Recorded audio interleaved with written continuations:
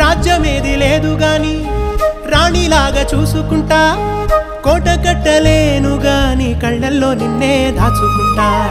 రాత ఎట్లా రాసి ఉన్నా ఆ మార్చి నీతో రాసుకుంటా. స్వర్గమంటూ ఉన్నదంటే అది నీతోనే ప్రతిరోజు పంచుకుంటా. నిన్ను గన్న మీ నాన్న కన్నా అల్లారు ముద్దుగా సాదుకుంటా. నీకు కోపం వస్తే కొంత దూరం ఉంటా, నువ్వు గీత గీస్తే నేను దాటనంటా.